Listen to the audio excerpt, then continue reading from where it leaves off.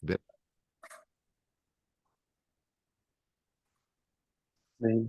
vamos orar. Querido Deus, obrigado por mais este momento de ensinamento que o Senhor nos propõe. Obrigado pela vida do bispo. Obrigado pela vida de cada um dos irmãos presentes nesse estudo. Que possamos sugar o máximo de informação através da vida do bispo, para que possamos empregar esses ensinamentos na tua obra. Usa-nos, ó Deus, na tua obra, com esses ensinamentos. Capacite-nos a cada dia que estivermos participando deste ministério. Que o Senhor faça parte, não somente dos estudos, mas que o Senhor possa operar milagres em nosso meio.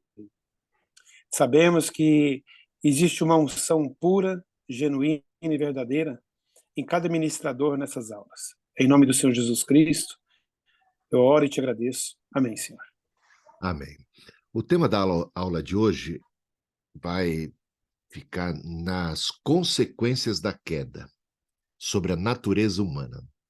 As consequências da queda sobre a natureza humana. E aí, tem uma tarefa que eu já deixei lá no Google Classroom, que é a seguinte, que vocês devem explorar as distintas perspectivas teológicas a esse respeito. Há muito debate, há muita divergência, e eu quero que vocês definam, e está lá, né?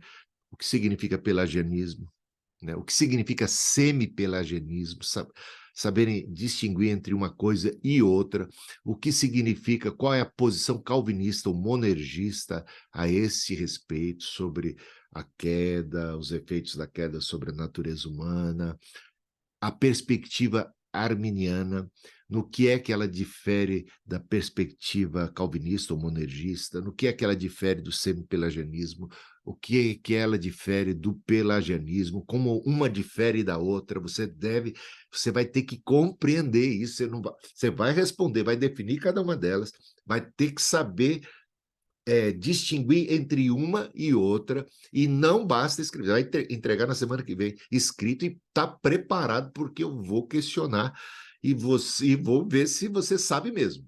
Não vai abaixar a cabeça, vai ter que estar olhando para a tela. E vou pegar de todo jeito para você entender. Aliás, isso tem que ficar introjetado, isso é um assunto fundamental. E tem uma outra perspectiva que é muito parecida com a arminiana, tem algumas diferenças, que é o provisionismo, que está em voga lá entre os batistas dos Estados Unidos, e que eu acho uma posição muito bacana, muito equilibrada, bem bíblica, né? E que eu quero que vocês também pesquisem, ou é tradicionalismo, que eles chamariam, que é uma perspectiva que se encontra mais ali nos primeiros 4 séculos, né? Porque uma perspectiva mais monergista a gente vai encontrar a partir de Agostinho, no V século, né? Porque vem bater de frente contra Pelágio, né? Agostinho e Pelágio se degladiando.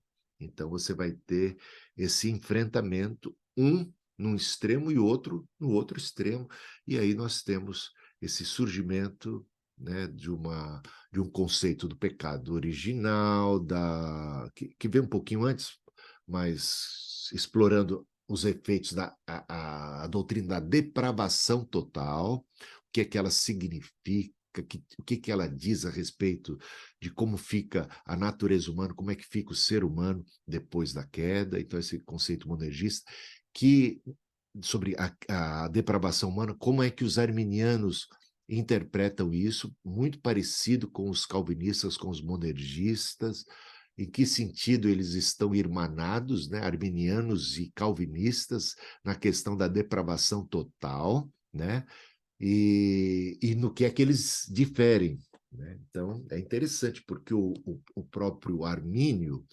ele é um calvinista a princípio, né? Até certo ponto. Ele está nesse contexto reformado. Só que ele vai começar a divergir da doutrina predestinista, né, sobre a predestinação ou eleição incondicional.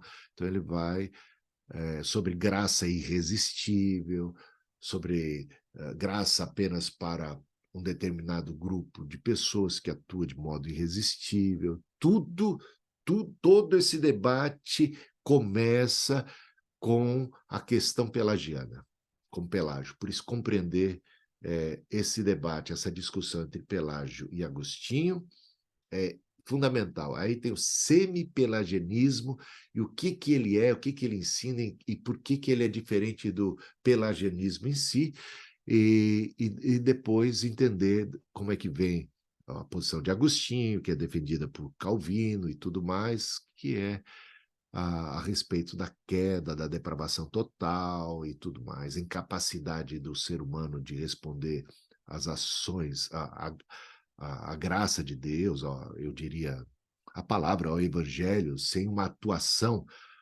regeneradora, né? Então, tudo isso é fundamental, tá, gente? Vocês não leiam pouco sobre isso, tem que ler muito, tem que estudar muito. Esse assunto exige de nós um cuidado muito especial. Não é café pequeno, não é coisa à toa, sabe? Não é uma coisa assim, tanto faz como tanto fez, sabe, tem coisa que a gente estuda na vida e depois esquece. Esse é o tipo do assunto que você nunca pode esquecer jamais. É algo que você vai estudar e que um dia que você vai estar dando aula, esse assunto está lá. Esse assunto vai estar na sua pregação. Esse assunto vai estar na sua leitura bíblica, vai estar em tudo mais. Ele é fundamental na pregação, no ensino, sabe, na sua perspectiva teológica. Então, vamos nos aprofundar nele, tá bom? E aí, eu quero, assim, sem entrar de cara nessa questão do pelagianismo, daqui a pouquinho a gente vai falando, Pelágios, o que é pelagianismo, o que é semi-pelagianismo, o que é a posição monergista, o que o arminianismo, qual é a visão arminiana, e depois também o provisionismo, o tradicionalismo, né? O que eles dizem a respeito desse assunto. Eu quero saber, assim, isso aqui não tem nota, não tem nada. Quero saber o que vocês pensam. Assim, como é que vocês estão? Eu já andei dando umas pitadas aí nas aulas anteriores, já passei alguma coisa, mas quero saber onde é que vocês estão. O que vocês pensam a esse respeito? O que vocês sabem a respeito? Para você, o que aconteceu quando Adão e Eva pecaram? Como é que nasce o ser humano hoje? Em que condição? Né? O que aconteceu com ele? O que significa depravação total? Você concorda com que a depravação tenha sido total? O que ela significa? O que é o pecado original? Como é que você interpreta isso? Em que sentidos isso afetou o ser humano? Então, ele é depravado totalmente, significa o quê? Que ele só pode fazer o mal? O que diz, o que você pensa isso a respeito das coisas espirituais? Qual é a capacidade de um ser humano natural de responder à palavra de Deus ou à pregação do Evangelho? Ele pode responder positivamente, ou ele precisa de um milagre, ou ele precisa de uma graça regeneradora, ele precisa de uma regeneração, ainda que seja parcial, ele precisa de uma atuação milagrosa, porque a condição em que ele se encontra é de total cegueira, de ouvidos totalmente tapados, ele está totalmente embrutecido para as coisas espirituais, de modo que ele não é afeito a elas, ele é totalmente avesso a Deus e as coisas de Deus. Como é que é? Porque tem perspectivas dentre essas que a gente viu que caminham numa direção, outros em direção oposta, outros mais ou menos, sabe? E aí? O que é que se diz a respeito? Quem quer começar a dar a sua opinião aí, sem se preocupar com se está certo, se está errado, é o que você pensa. Vamos lá. Vamos ouvir aí como é que vocês estão a respeito desse assunto.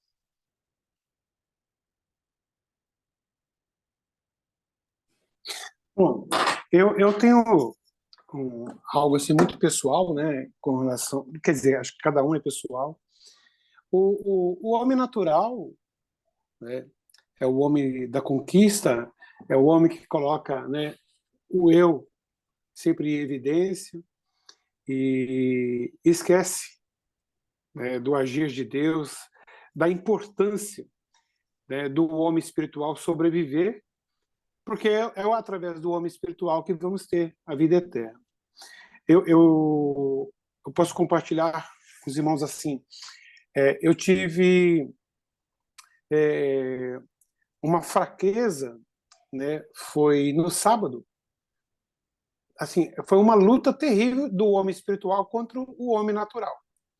Por exemplo, a minha filha estava para vender um carro e eu falei com ela: quando for vender, fala comigo, né? Porque esse carro teu me interessa. Só que ela, por sua vez, no sábado foi passar.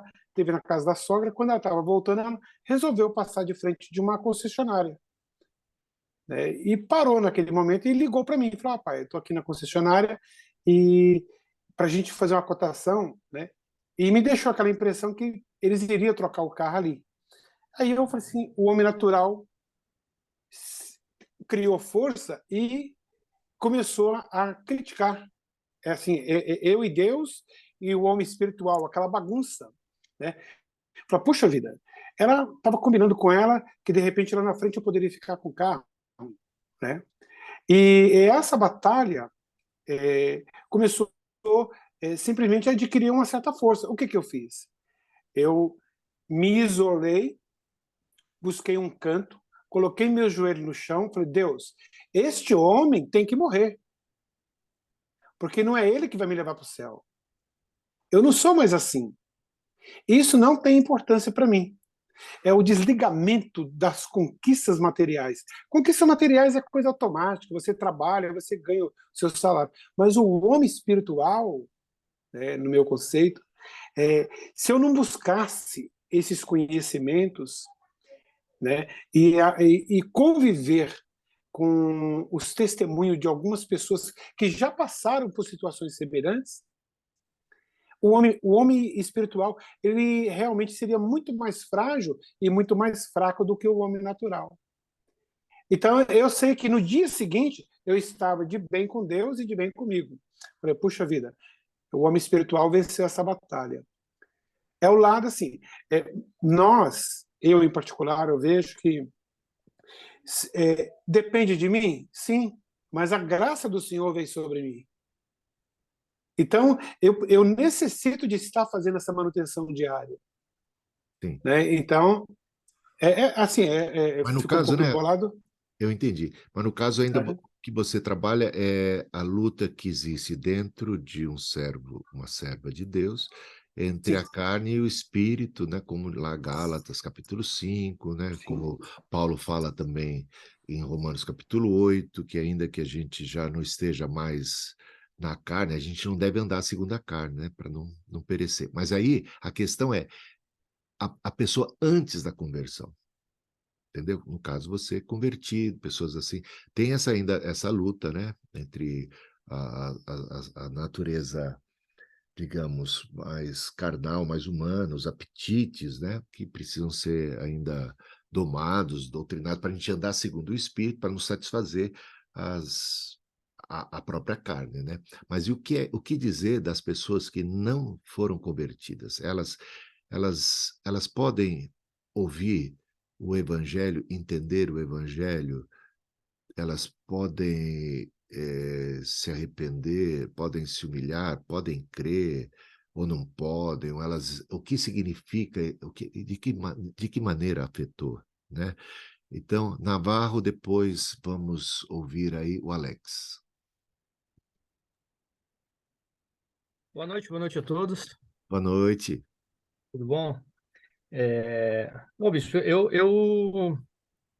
assim, eu entendo que assim, após a queda, existe sim a depravação completa, né? E aí a gente passa a viver debaixo ali do pecado e a sequência, né, daquilo que vem das outras gerações do pecado original. Acho que o C.S. Lewis, ele escreve ali no Cristianismo Puro e Simples a respeito de algumas leis, né? E ele compara até a, a, a presença de Deus no mundo, né, com leis físicas, né? Então é que ele faz uma comparação, eu acho que é nesse livro, eu não me lembro, mas ele faz uma comparação e fala, olha, não existe tribunal no mundo que aceite a mentira como algo bom e válido, né? Então, assim, existe uma consciência, mesmo nessa depravação, de alguma, assim, do que é, entre aspas, ou sem aspas, né? Não sei, mas o que é certo e o que é errado. Eu acho que, eu não sei se essa é uma graça preveniente, chamada de graça preveniente, o que quer que seja, mas eu acho que através da ação do Espírito Santo, o homem consegue sim, mesmo caído, ter essa percepção e fazer uma escolha. Sim, porque há uma atuação da graça sobre ele, né? Seria isso, né? É o que eu acho, Bispo. Há uma atuação da graça, mas eu não entendo como irresistível, tá? Eu não entendo Eu dessa entendo, forma. é uma perspectiva mais arminiana, né? Que a graça estaria atuando para habilitar a pessoa a crer, a confiar, a entender. Exatamente. O Espírito Santo trabalhando, ainda que as pessoas sejam caídas, ou seja, aí vai divergir, por exemplo, a perspectiva a perspectiva calvinista diz que o homem está completamente morto em delitos e pecados, assim como o arminiano acredita que o homem está completamente morto em delitos e pecados, mas para eles Deus só dá graça que atua de modo irresistível, calvinista falando, para os eleitos que Deus, desde a eternidade, predestinou para serem salvos. E essa graça primeiro os regenera, habilitando-os à fé, só que não é apenas habilitando para que possam crer, é habilitando de tal maneira que não tem jeito de não crer, atua de maneira irresistível, né? Irresistível, exato. E o Isso, arminiano Bispo, só uma pergunta sobre o seu comentário, desculpe interrompê-lo, mas em ambos os casos, tanto no calvinismo quanto no arminianismo, isso é chamado de depravação total, é uma é chamado situação de de depravação depravação total. completa. Tá. No sentido de, porque nem mesmo os arminianos e calvinistas que usam essa terminologia depravação total, querem com isso dizer que o homem é tão mau quanto alguém, um ser pode ser. Ele não é depravado totalmente no sentido de ser completamente mau. Os calvinistas vão apresentar aquilo que eles denominam graça comum, que eles distinguem da graça salvadora.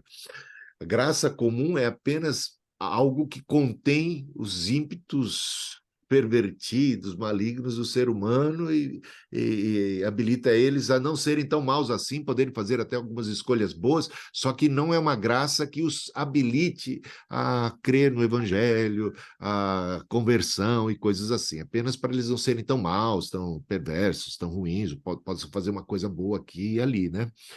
Então, eles chamam de graça comum. Já os arminianos não. Até quando eles falam de graça preveniente, essa graça preveniente não é uma categoria de graça distinta. Ela não é inferior a outra qualquer espécie de graça. É só uma graça que precede a conversão. É só isso. A graça que Deus concede aos seres humanos que precede a conversão. E toda graça para um arminiano é graça salvadora, é graça para salvar, é graça de Deus, é graça que é luz, que é graça que é vida, que é graça que ajuda um homem caído, é o Senhor estendendo a mão, é o Senhor dando uma força, é o Senhor ajudando. A gente falava de Caim na semana passada, é uma atuação da graça de Deus que é até mesmo, a gente diria, habilitadora. Então, há uma distinção aí clara já entre arminianos e calvinistas. Já o Pelágio diria o quê?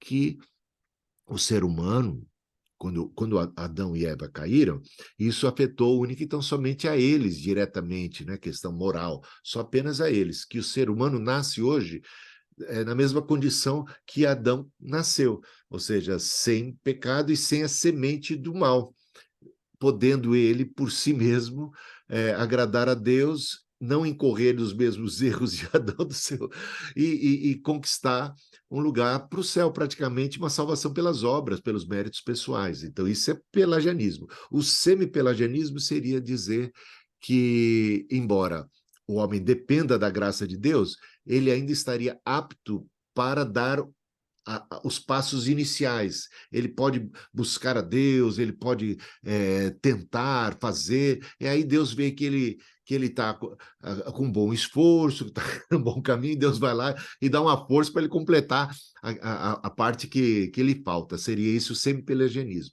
Já o arminianismo não é semi-pelagiano. O arminianismo é graça de Deus do começo ao fim. A graça que habilita, sem isso o homem não, ele está morto, ele não tem condição, então é a graça que vem. Mas é uma graça que não atua de maneira irresistível, que permite ao homem até resistir à ação da graça, à oferta, à ajuda, tudo aquilo que Deus está propiciando para que o homem possa vir a crer, se arrepender. Então, Deus não atua de maneira coerciva. Então, seria essa uma grande distinção que a gente já vai começando aí a falar. Fala, Alex. Boa noite, professor. Boa Primeiro, noite. parabéns aí pelo aniversário aí. Deus Oba, abençoe. obrigado, obrigado. Obrigado. Então, eu também tive bastante, pensando um pouco de Efésios capítulo 2, né, que fala que a gente está morto, né, e sempre tive bastante dúvida com isso, e eu era praticamente um calvinista, eu acho, né, porque o que o morto pode fazer, né? Então eu pensava assim, o que o morto pode fazer para vir a vida? Não pode fazer nada, ele tá morto, né? E ele depende totalmente ali de, como Lázaro que estava lá na morto, né, sepultado, Jesus precisou chamar ele de volta, né? E eu sempre pensava assim, mas meditando na próprias nas aulas e tudo mais, e já há algum tempo, né? E também com muito contato aqui com a Igreja Metodista Sorocaba, né, com o pastor Daniel Yoshimoto. E aí eu entendi, né, por exemplo, a história do próprio filho pródigo, né, que ele teve a opção, né, de ser rebelde por um tempo e depois caindo em si, né, lógico que o amor do pai, a graça que tocou ali o coração dele, e ele tomou essa decisão de voltar e foi recebido, né? Então hoje eu creio assim que realmente acredito na depravação total, realmente que nascemos, né, com essa natureza do pecado. Olhando, eu tenho dois filhos também, a gente vê esse egoísmo, essa natureza agindo, né? Mas também nós vemos a graça de Deus, né? Também dando essa escolha para nós. Então, eu concordo, né? Hoje com essa ainda tenho algumas dúvidas, né? Não sou totalmente convicto assim, né? Mas quando eu leio algumas coisas como Efésios 2, né? Eu fico assim um pouco, né, em dúvida, mas eu creio que, lógico, se Deus não tomar a iniciativa primeiro, né, de estender a sua mão, estender a sua graça, por nós mesmos, igual a gente nunca chegaria à salvação, nunca chegaria a Deus, né? Mas Ele nos dá essa, como o senhor falou agora, né? Ele não nos obriga, ele não nos coage, ele chama pelo amor, ele... Agora, com a relação a alguns textos que fala sobre eleição, pastor, eu ainda tenho um pouco de dúvida, assim, com como interpretá-los Muito melhor, bom. né? Eu quero aprender aí nas aulas aí. E já vamos chegar logo nas aulas mais adiante, né? Vamos tratar exatamente disso, de toda a doutrina da soteriologia, eleição, predestinação, Romanos 9, todos os textos, João 6. Vamos trabalhar toda essa questão, né? Muito importante mesmo. E que bom. Bom vocês estarem estudando, bom vocês estarem curiosos, querendo saber, lendo todas as perspectivas, né? A ideia é que até essa tarefa exige de vocês conhecer um pouco de cada uma delas, pelagianismo, semi-pelagianismo, conhecer o calvinismo, o que diz a esse respeito, o arminianismo, saber em que sentido eles concordam, onde que eles discordam, e aí o provisionismo, que é uma outra perspectiva um pouco distinta, não é muito distinta, mas um pouco distinta do arminianismo, E a aula, o desafio para vocês é em que sentido é distinto? O que é que ela difere? Aonde que ela concorda? Aonde que ela discorda? E a discordância está exatamente nesse ponto, que é os efeitos da queda. O que é que a queda produziu? Arminianos e calvinistas concordam com a doutrina da depravação total e também com a incapacidade, e pelo menos os arminianos clássicos, tá? Aí assim como dentro do calvinismo tem os supralapsarianos, os infralapsarianos, dentro do arminianismo tem o arminianismo clássico, tem o arminianismo wesleyano, tem o arminianismo moderno. Então, não é assim tudo igual, até mesmo nessa questão aí da depravação total, porque... Aqui está o que encontrei na internet. Ó, eu fico falando alto aqui, o meu relógio está me respondendo aqui. É a Siri. A questão é a seguinte: não concordam a divergências, a perspectivas divergentes a esse respeito, né? Deixa eu colocar aqui para vocês, assim, de cabeça. Depois eu vou mandar tudo por escrito aqui, mas eu quero já falar assim mais livre, né? Nas aulas eu quero ser bem livre, assim, bem bate-papo e tal, depois material escrito, e vocês sintam-se na liberdade de colocar suas dúvidas já à medida que, sabe, lá no grupo, no Classroom, onde vocês acharem que dá lá, eu estou disposto a responder. Acho muito bom poder, à medida que você vai lendo, vai estudando, vai surgindo dúvidas, você vai anotando, vai preparando, vai apresentando para que o estudo seja o mais rico possível para você. Então, quanto mais você pesquisar, quanto mais se aprofundar, mais você ganha. Essa é toda a verdade, né? Então, esse momento de você ler, buscar, correr atrás e tudo mais. Você veja que eu trabalho mais... Ó, eu estou dando uma tarefa escrita, mas eu quero mais é puxar vocês para o debate, para a conversa. Por quê? Porque hoje você pode copiar, colar, fazer... Eu não acredito mais nesse negócio de trabalho escrito, sabe?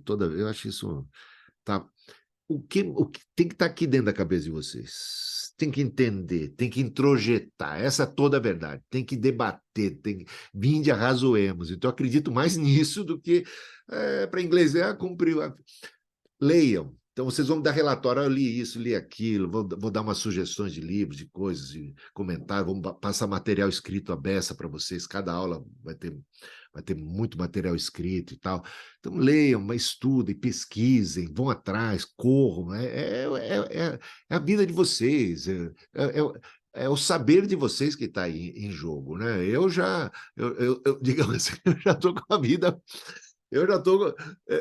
E eu não paro de estudar, gente. Eu não paro. Eu leio. Minha esposa fica até maluca. Eu gosto disso. Eu me aprofundo. Então, eu tenho paixão. É isso. Tem que pegar gosto. Gosto pelas escrituras, querer entender cada versículo, entender o contexto, entender a teologia, dominar esses conceitos. Isso é muito importante. Né? Uma riqueza para a vida pessoal, é uma tremenda. São revelações, sabe? É o domínio do saber, é conhecimento de Deus. Que coisa preciosa é essa, né? Então, é para vocês, é para o bem-estar de vocês, para a salvação de vocês e para a bênção de todos aqueles que um dia serão discípulos, ensinados, ministrados, né? Seus ensinos, palestras e tudo mais. É muito importante. Então, essa é a riqueza. Agora, vamos lá. O que é o provisionismo? No que ele difere do arminianismo? E é exatamente nesse tópico. No demais, eles andam de braçada. Mas o arminianismo e o calvinismo, eles concordam com a depravação total e com a incapacidade do ser humano a partir da queda. O ser humano, então, tornou-se morto espiritualmente, num sentido de ser agora incapaz de, por si mesmo, desejar a Deus. Incapaz de, por si mesmo, responder positivamente a Deus. Dependeria ele totalmente de uma ação miraculosa, graciosa, que, da perspectiva calvinista ou monergista, seria a graça irresistível que atuaria regenerando a pessoa que está morta. Então, ele teria que ter vida para poder crer.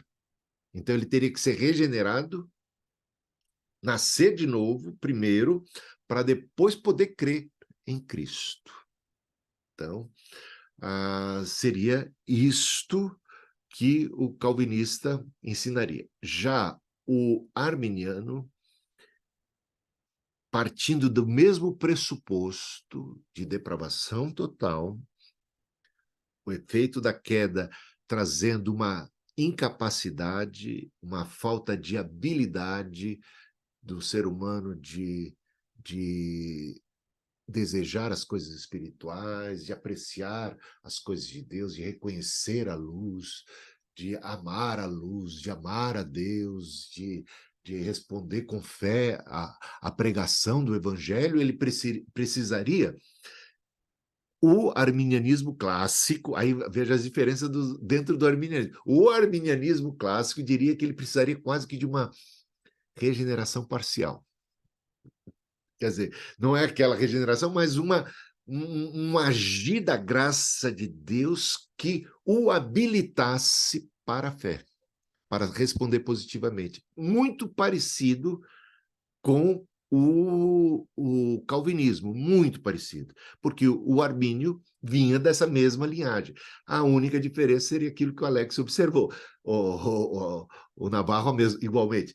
Não é uma ação irresistível, é uma graça habilitadora, capacitadora, que agora ele está capacitado a crer, mas também a não crer, se assim o desejar. Ou seja, até então ele não teria essa possibilidade. Agora, por uma ação da graça, que não é irresistível, da perspectiva arminiana clássica, ele precisaria quase que de uma regeneração parcial. Já os arminianos modernos, eles não ensinam algo que sugeriria sequer uma regeneração parcial. Eles seriam muito mais parecidos com os provisionistas, que daqui a pouco eu falo o que provisionista é. Eles entendem algo que eu basicamente ouvi aqui na fala anterior do Alex, que é essa graça preveniente, essa ação de Deus habilitadora, que está aí atuando na vida dos seres humanos caídos, ela possibilita, é uma graça, é uma ajuda de Deus para as pessoas, é uma ajuda de Deus para as pessoas poderem ter uma sensibilidade à ação do Espírito Santo no coração, é uma atuação de Deus, seja na criação, na natureza, é uma luz. Ou seja, Deus não abandonou a humanidade caída, e a largou de lado. Então, é uma atuação de Deus, e quando vem a pregação do Evangelho, a ação do Espírito Santo e tudo isso, ela habilita. O que é que o provisionismo, que é muito parecido com isso que eu acabei de dizer por último aqui, diz? Reconhece os efeitos da queda, mas não diz não gosta da expressão depravação total. Não encontra isso na Bíblia, não vê dessa forma, não é para ele, não é total. Entende que o homem está morto nos delitos e pecados no sentido que ele está apartado de Deus. E que ele não pode, na sua condição, porque ele tem a semente do mal, porque ele nasce pecador, todos esses daqui, arminianos, os calvinistas e os provisionistas, todos eles, qualquer linha que for, entende que o homem nasce pecador, já nasce com a semente do pecado, já nasce caído, e que ele é incapaz de agradar e satisfazer a Deus, cumprir todos os mandamentos, ou seja, ele não pode conquistar mérito suficiente para ser salvo. Só quem defenderia algo assim seria o pelagianismo. Nem o semi-pelagianismo defenderia algo assim. O semi-pelagianismo ainda contaria com a graça para poder ajudar, só que tem o livre-arbítrio humano ali, e a ação humana, tem um peso muito grande no semi-pelagianismo ainda, né? Coisa que você não vai encontrar nem no arminianismo e nem no calvinismo, muito menos no calvinismo, né? E também no provisionismo. Agora, o que é que o provisionista diria? Que Deus proveu. Por isso, Deus proveu a graça. Então, ele não tem problema com a terminologia graça preveniente, mas ele fala, é graça, é graça. Deus proveu para o ser humano, Deus dá graça para os seres humanos, Deus habilita. Uma das ações da graça de Deus foi que a Imago Dei não foi apagada totalmente, porque o calvinismo vai dizer que a Imago Dei foi completamente destruída. E esse é um belo debate. Ou seja, com a queda, a Imago Dei foi completamente destruída. Já em aulas anteriores, eu já dei um pitaco aí dizendo, olha, não foi, veja o texto tal, veja outro texto. Ou seja, realmente parece que o ser humano, mesmo depois da queda, ainda é considerado a imagem de Deus, ainda que ela esteja deturpada, ainda que ela esteja falida, uma espécie de falência, que ela esteja em bancarrota, mas ela não é totalmente destruída. Então, o ser humano ainda tem inteligência, ele ainda tem condições de tomar decisões, ele é criativo, ele ainda tem domínio. Há uma série de coisas que a gente observa ainda, né? Que a queda não destruiu totalmente nos seres humanos. Então, a perspectiva provisionista é que Deus proveu, que Deus cuidou, e há algo preservado. Não no sentido do homem poder, agora, por si mesmo, encontrar o caminho de volta para o paraíso, ou fazer por merecer, ou reverter o quadro por si mesmo. Ele está perdido. Ele está, nesse sentido, morto em delitos e pecados, arruinado, caído, mas ele não tem aquilo, essa queda não afetou, não o tornou incapaz.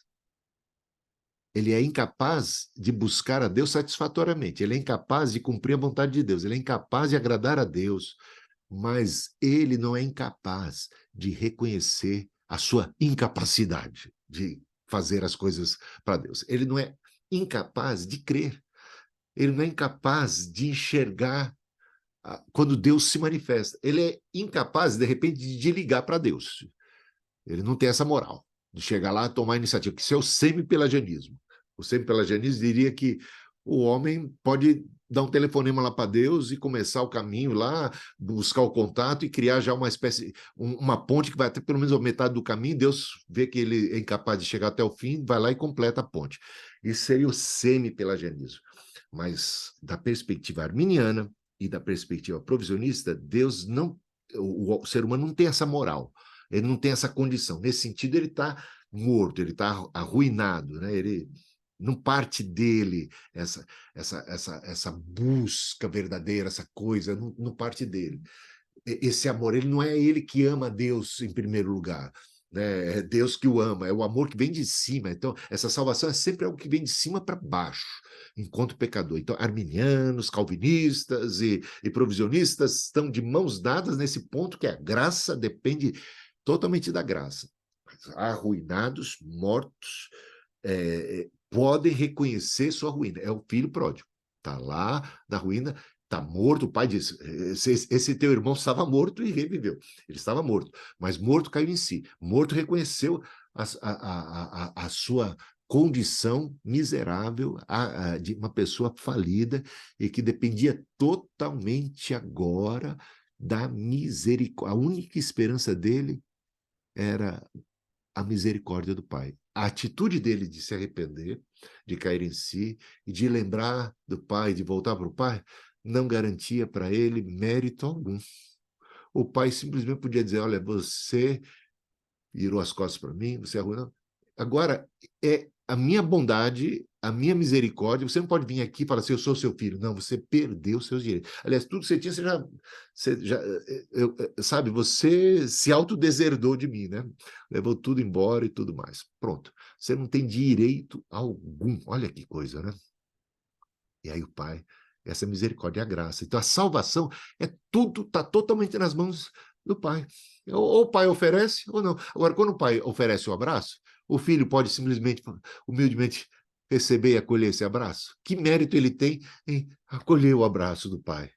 Reconhecer, eu preciso desse abraço.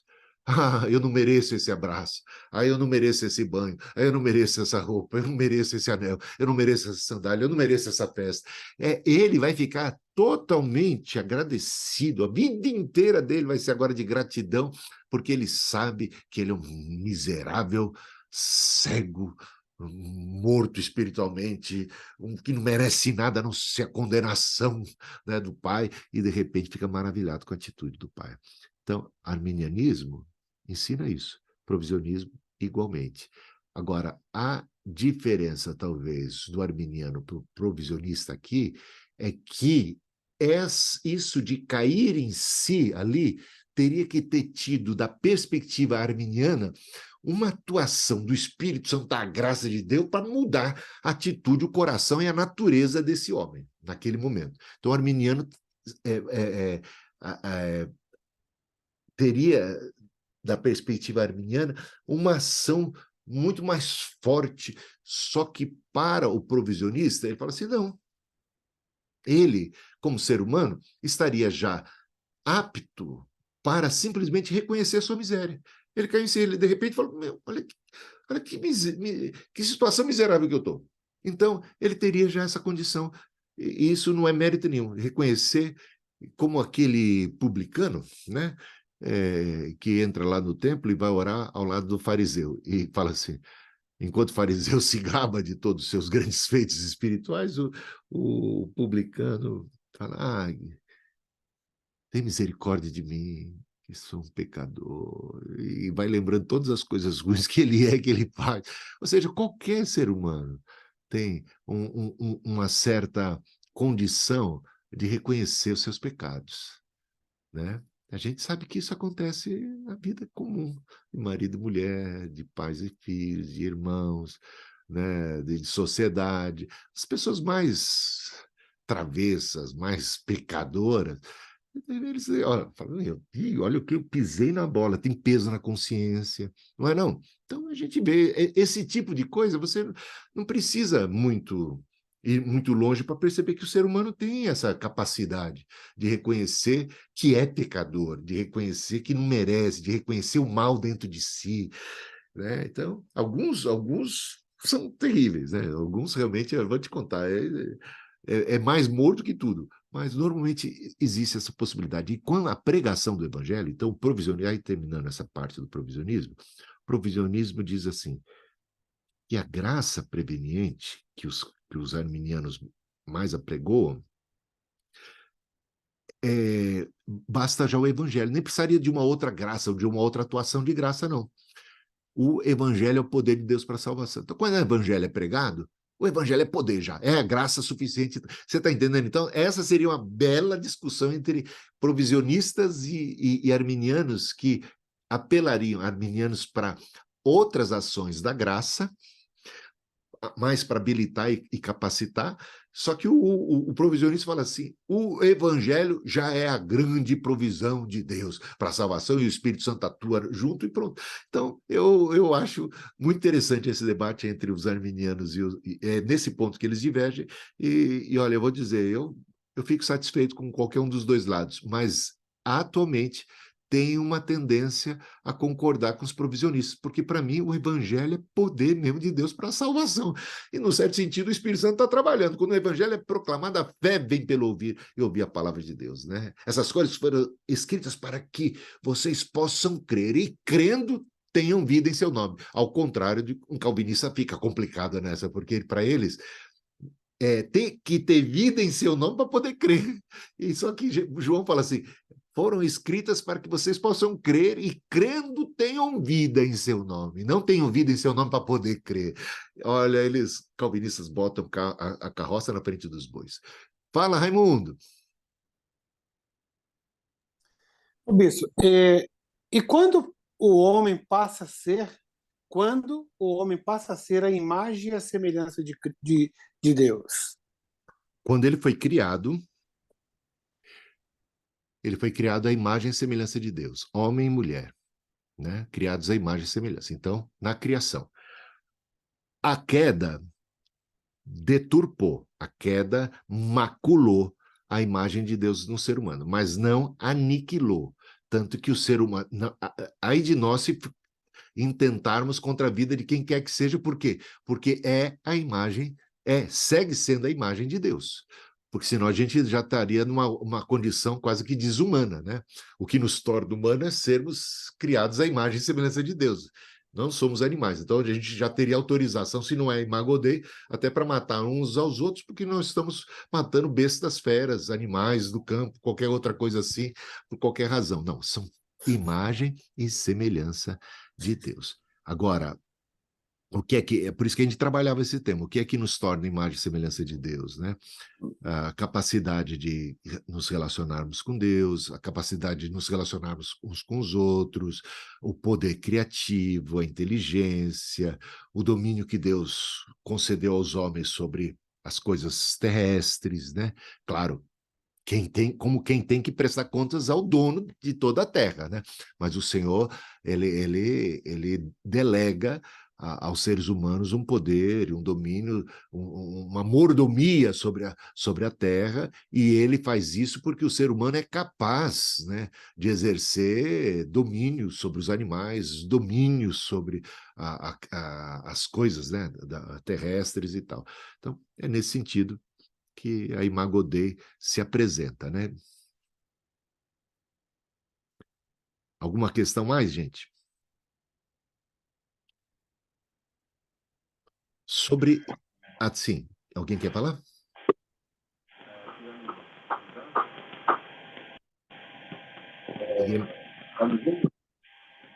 Bom, tá bem baixinho, mas fala aí. Vamos ver se eu consigo. É o Aníbal? Agora? Ouvindo o bebê chorando. Peraí, sim. Deixa eu, peraí. Tudo bem. Sabe que em Manaus nós tivemos alguns conflitos com alguma família que é calvinista, né? Porque ele defendia muito a questão que diz 1 de Coríntios, a segunda, perdão, no capítulo 1, verso 22, respeito ao selo do Espírito Santo, né? Então eles falavam assim, ó, uma vez que o Espírito Santo coloca o selo na vida da pessoa, ele jamais vai se perder, né? E aí nós tivemos um tempo foram 2 semanas, bem falando sobre essa questão, né? Então, queria saber mais sobre esse verso, qual o pensamento do Senhor. Eu já tenho ouvido vários vídeos de você no YouTube, né? Eu apresentei também para eles, só que eles são venezuelanos, não entendiam muito bem o português. Mas, assim, eu creio que assim, tem um pensamento muito arminiano, né? Mas ele dizia assim, tipo, mas que ninguém sabe, Aníbal, ninguém sabe, tipo, se você foi selado pelo Espírito e você está afastado de Deus, você vai para o céu, né? São coisas que, para mim, realmente não bate, né? Então, mas isso, pastor. Muito bem, a gente vai tratar desse e de outros textos posteriormente, com bastante cuidado. Eu quero que vocês apresentem, mas eu vou dar já a pincelada geral, só para você ter já como resposta. O que é o selo do Espírito Santo? É o penhor da nossa herança, né? É o Espírito que testifica com o nosso Espírito que somos filhos de Deus, não é isso? O Paulo não está falando isso em Romanos capítulo 8? Não está? Está lá, Romanos capítulo 8. Ele não começa o capítulo 8 de Romanos dizendo nenhuma condenação há para os que estão em Cristo Jesus? Ele não diz que nós não recebemos o espírito de temor, o espírito de escravidão, para vivermos outra vez atemorizados, mas recebemos o espírito de adoção, pelo qual clamamos Abba, Pai. Aí, desse mesmo capítulo 8, ali ele diz que se nós nascemos pelo Espírito, nós devemos andar pelo Espírito, porque se nós andarmos segundo a carne, certamente morreremos. É o que ele diz ali, né? Olha lá, ele está falando para quem? Para quem tem o selo do Espírito, para quem ele mesmo diz, você recebeu o Espírito Santo, você é o Espírito que testifica com o nosso Espírito que somos filhos de Deus. Ele diz isso, se andarmos, olha, ele dá uma advertência ali naquele contexto. Ele diz, nenhuma condenação há para os que estão em Cristo Jesus, que não andam segundo a carne, porque se andarem segundo a carne, caminham para a morte. Então, uma advertência. E essas advertências aparecem o tempo todo nos evangelhos, aparecem o tempo todo nas epístolas, aparecem o tempo todo no livro de Apocalipse. Cuidado para que ninguém roube a sua coroa, selo, coroa, o que você quiser. Você pode, não extingais o espírito. O espírito pode ser extinto, então o selo pode ser apagado, então a coroa pode ser roubada. Aquele que perseverar até o fim será salvo. Paulo, aí você pega 1 Coríntios, então estamos falando de Coríntios, 1 Coríntios capítulo 9, a partir do versículo 26, 27, ele está falando que de corredores, e que todo mundo está ali na corrida, mas a gente tem que correr de tal maneira a atingir o prêmio. E é por isso que ele esmurra o próprio corpo e o reduz à servidão, para que, pregando aos outros, não viesse ele mesmo a ser reprovado. E aí ele entra no capítulo 10 de 1 Coríntios. No capítulo 10 ele diz, olha os nossos antepassados, olha no Antigo Testamento, todos eles experimentaram a libertação, passaram pelo Mar Vermelho, foram batizados, segundo, olha, ele usa o termo batismo, né? É o batismo com o Espírito Santo, é o batismo de Cristo, é o selo do batismo, é o selo do Espírito. Todos foram batizados na nuvem e no mar. Na nuvem e no mar. Todos foram batizados na nuvem e no mar. Todos comeram de um só pão, de um só maná. Falando da ceia do Senhor, que hoje, como cristãos, nós temos tudo que eles tinham maná lá do passado, todas as exemplificações que hoje para nós são símbolos de salvação, de redenção, povo redimido do Egito, tirado do império das trevas, transportado para o reino do Filho do seu amor. Então, todos esses termos foram batizados na nuvem e no mar, batizados em Moisés na nuvem e no mar, comeram de um só e do mesmo pão, mas Deus não se agradou da maioria deles, razão pela qual pereceram no deserto, sem nunca jamais entrarem na terra prometida. Por causa do quê? Da incredulidade. Eles foram libertos? Foram batizados? Foram. Receberam as tábuas da lei? Receberam maná? Receberam. Mas Deus não se agradou deles porque eles agiram com incredulidade. E eles pereceram. Eles não entraram. E Paulo, aí você está pensando que Paulo está falando de coisas do passado, agora ele traz para o presente e fala assim, essas coisas foram escritas para exemplos nossos.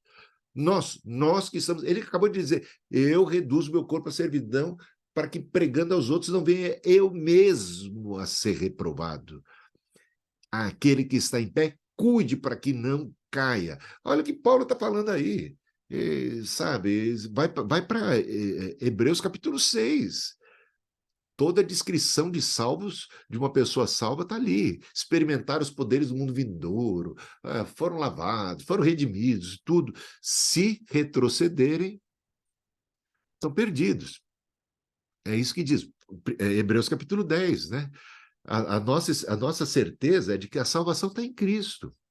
Fora de Cristo não tem salvação. Então, nele nós temos o selo, nele nós temos a esperança, nele nós temos tudo. Mas fora dele, né? Demas, amando o presente século, nos abandonou. Então tem gente que abandona. E o que significa apostasia? E o risco da apostasia, né? Então, gente, a gente vai ver isso o tempo todo. Então, essa passagem e tantas outras mais precisam ser lidas dentro do contexto geral de tantas e tantas outras passagens da Bíblia que falam da advertência, né? Que a gente precisa perseverar até o fim. Agora, com Deus a gente tem graça para isso. Não quer dizer que a cada pecado a gente perde a salvação. Não, olha a questão de Pedro, né? Ele pecou, caiu quantas vezes, né? E o Senhor está ali com ele. O Senhor levanta. Né? Se confessarmos os nossos pecados, ele é fiel e justo para nos perdoar os pecados, nos livrar, né? Nos limpar, nos lavar a alma, e nos regenerar, cuida de nós. Então a gente tem uma grande ajuda em Deus. Agora, cuidado para que não haja em qualquer um de nós perverso coração de incredulidade que venha a nos afastar do Deus vivo. Tá? Afastar do Deus vivo é de quem está com ele. Pode ser afastado. É aquele que está nele e não produz o devido fruto. É cortado e lançado fora. Está nele. É Romanos capítulo 11. Os ramos originais foram cortados por causa da incredulidade. Podem ser reenxertados de volta se abandonarem a incredulidade e abraçarem a fé. E vocês, olha Paulo falando aos romanos, e vocês que são gentios, convertidos, que hoje estão pela fé nesta oliveira, cuidado para não incorrer no mesmo erro de rebelião, de incredulidade, porque se Deus não poupou os ramos naturais, também não poupará a ti. A esse que ele falou que tem o selo do Espírito, que o Espírito testifica com eles, que nada separaria do amor de Deus que está em Cristo Jesus. Quando ele fala que nada nos separa do amor de Deus que está em Cristo Jesus, ele fala de tudo, mas ele omite uma coisa: você mesmo, a própria pessoa. Não haja em vós um perverso coração de incredulidade que vos afaste do Deus vivo. Nada pode te afastar, nem o diabo, nem a morte, sabe nada. Mas cuidado para que você mesmo não incorra na incredulidade e venha auto-afastar-se por conta própria, por desejo mesmo, rebelde, teimosia e tudo mais. É isso aí. Tá bom, querido Aníbal? Navarro, fala aí. Professor, acho que o senhor chegou aí no ponto que, na minha visão, é o mais, assim, pelo menos das vezes que eu pude discutir a respeito, foi o mais complicado, né? Que é essa questão de a pessoa ela está na condição de salva e ela sai dessa condição, né? E assim, a minha dúvida é, porque sempre que chega nesse ponto, qual é o argumento que sempre que eu cheguei nesse ponto numa conversa, num bate-papo, qual é o argumento? Que essa pessoa não era salva. Sabe, que essa pessoa de verdade não era salva, mas das suas palavras não foi isso que eu entendi. Exatamente. Porque apostasia só pode acontecer com quem se apartou, com quem se afastou, com quem renunciou. É como olhar o povo de Israel. O povo de Israel era ou não era salvo? Foi ou não foi salvo do Egito? Foi. Agora, ele tem uma caminhada. Salvação é caminho. Salvação não é uma decisão estanque em qualquer época da vida. Salvação é crer e continuar crendo e caminhando com Cristo. Quem acredita que salvação é uma coisa estanque, eu tive uma vez na vida, mas e que fica dissociado do meu caminhar, do meu agir, tá lendo qualquer outro livro que não seja a Bíblia. Porque tem que crer e caminhar, permanecer no caminho, né? E olha só, ler as cartas do Apocalipse, né? As cartas do Apocalipse para as igrejas, para gente que tem coroa, né? Olha, se não venho a ti, contra ti. Quer dizer, é um Deus que está conosco, que de repente pode se voltar contra nós, caso a gente se volte contra ele. Né? Se você for perdoado, Jesus disse isso, se você for perdoado, mas não perdoar, o perdão que você recebeu te é cancelado. Quem disse isso? Jesus. Ele ensinou exatamente isso. Ele ensinou isso por parábola, né? Do grande credor. Você recebe um baita de um perdão, encontra um outro lá no caminho que te deve bem menos, né? E você é implacável com essa pessoa, O grande credor fica sabendo e vai pedir conta. Ué, você não perdoou a outra pessoa? Então agora aquele perdão que eu te dei, que eu havia te dado, te é retirado.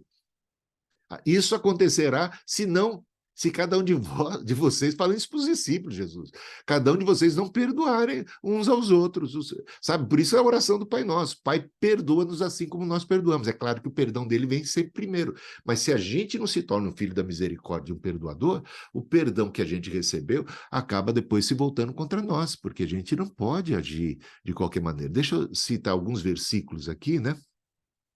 Veja só, Hebreus 6, né? Aquele texto, só vou ler o texto em si para você ver a força dele. Iluminados, né? Hebreus 6, versículos 4 a 6. Iluminados, provaram o dom celestial, tornaram-se participantes do Espírito Santo. Olha lá, Aníbal. Tornaram-se ou não participantes do Espírito Santo? Não é gente que achava que era crente. Não, eles foram iluminados. Eles provaram o dom celestial, tornaram-se participantes do Espírito Santo, experimentaram a bondade da palavra de Deus e os poderes da era que há de vir. É descrição de salvo ou não? O que faltou aqui dizer mais, né? Não tem mais o que dizer. Veja que é uma descrição de salvos, até mesmo pelo que vem a seguir. É impossível que sejam reconduzidos ao arrependimento, pois para si mesmos estão crucificando de novo o Filho de Deus. Ué, se tratava de gente que nunca foi convertida, por que essa gravidade do pecado aqui? Por que é impossível para uma pessoa que nunca foi convertida vir a se converter?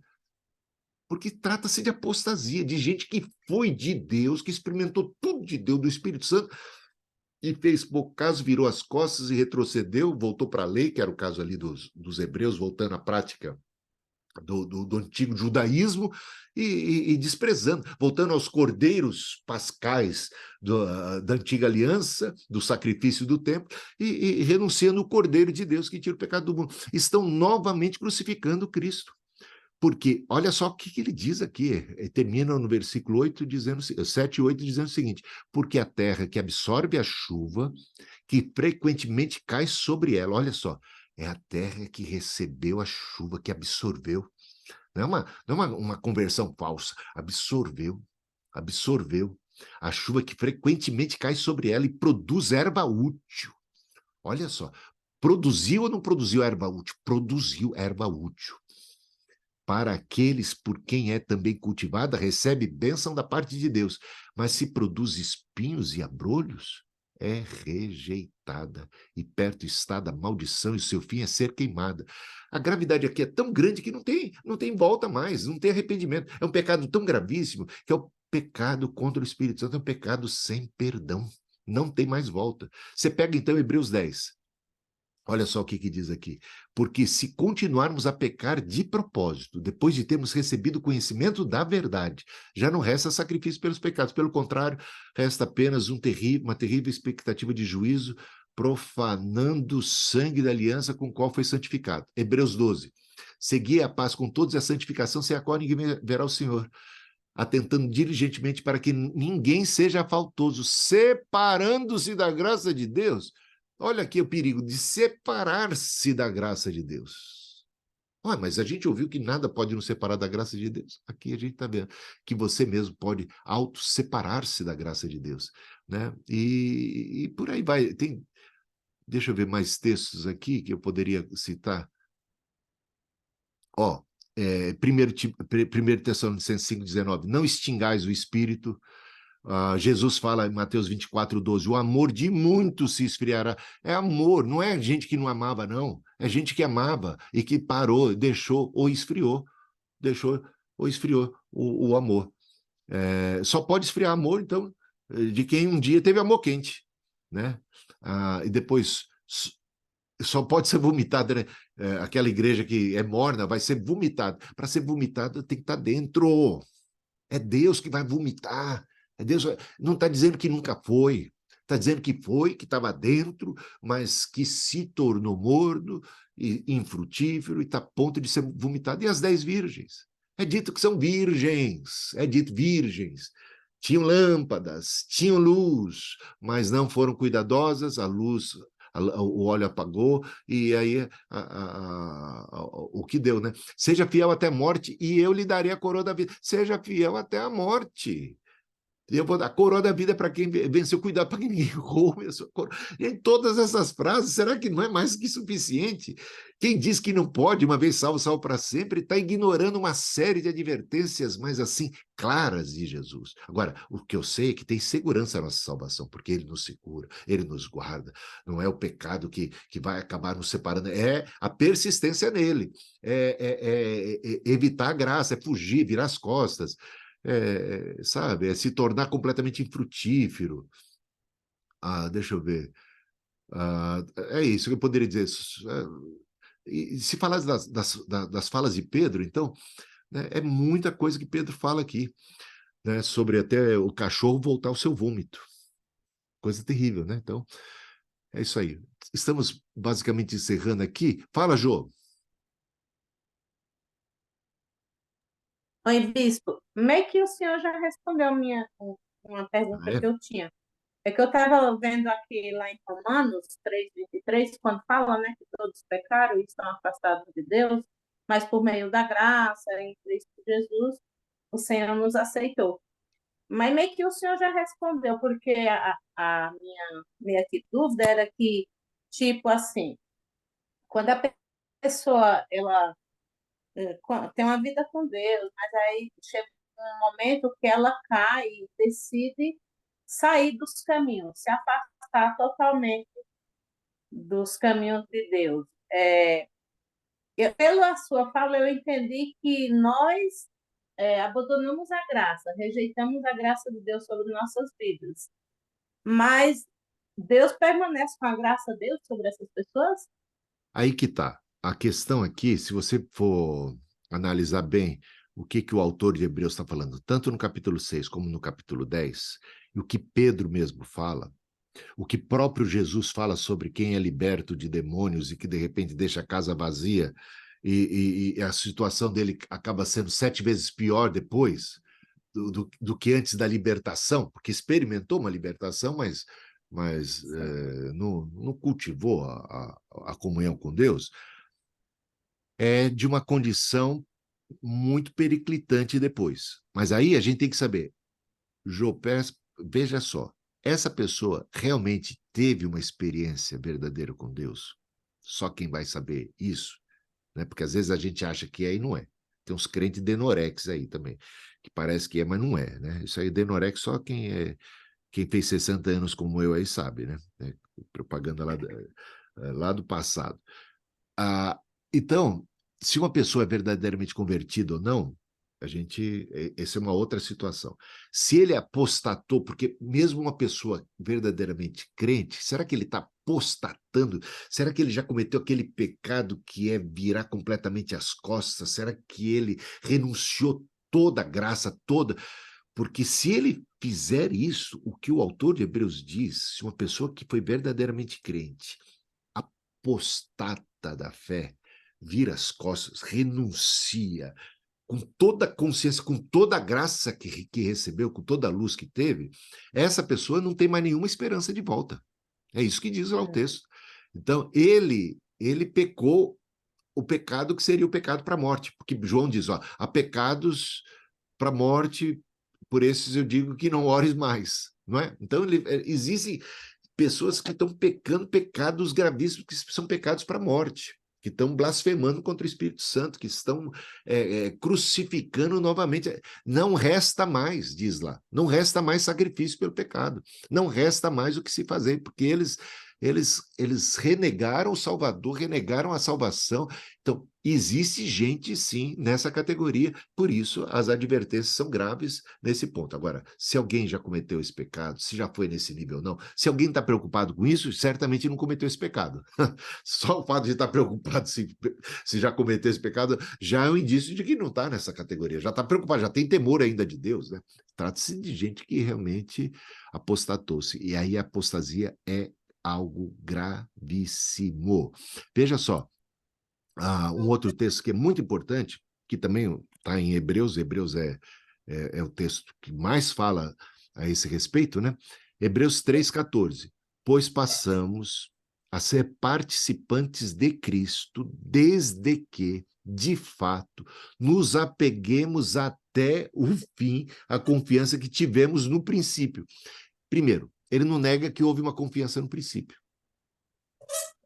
Não é? Ó, repara bem, que nos apeguemos até o fim à confiança que tivemos no princípio. Ele já parte do pressuposto que existe gente que teve confiança sim no princípio, o problema dela é que não se apegou até o fim. É ou não é? Pode ler esse texto de frente para trás, de trás para frente, do jeito que você quiser. Vou repetir. Pois passamos a ser participantes de Cristo desde que, de fato, nos apeguemos até o fim à confiança que tivemos no princípio. Portanto, é necessário fazer como o apóstolo Paulo, né? Combati o bom combate, completei a carreira, guardei a fé, não é? Fé. É isso. Não é uma coisa assim, de qualquer jeito. Tá bom, gente? Obrigada, Pedro. Gente, como é meu aniversário hoje, e a gente avançou aqui um pouquinho, uns minutos mais aqui na hora do intervalo, eu vou pedir licença para vocês para encerrar hoje mais cedo a aula. Tem a tarefa lá. Semana que vem a gente segue um pouco mais nesse texto, pelo menos no primeiro momento da aula, e depois eu introduzo assunto novo na segunda parte da aula, semana que vem. Tá bom, gente? Vamos seguir batalhando. Você vê que a gente já vai adiantando aqui muita coisa, já vai falando. Uma coisa puxa a outra, não é não? É isso aí. Louva a Deus por suas vidas, bom estar aqui com vocês. Vou pedir para o Mateus fazer uma oração, Mateus. Oremos e assim a gente encerra. Amém. Senhor meu Pai, muito obrigado por essa aula. Podemos aprender um pouco mais da Tua palavra, meu Pai. Muito obrigado pelo bispo que nos está ensinando. Hoje é aniversário dele. O Senhor pode dar muitas bênçãos na vida dele. Muitas, muitas. Muito obrigado, meu Santo Pai. Que a gente possa dormir, se regenerar e tenha um ótimo dia amanhã. Eu oro e agradeço em nome do Senhor Jesus. Amém, meu Pai. Valeu, pessoal. Grande abraço. Amém. Parabéns, Valeu. Pedro. Muito Deus obrigado. abençoe. Obrigado a todos os alunos aí. Tá, boa noite, pessoal. Boa noite, meus irmãos. Boa noite.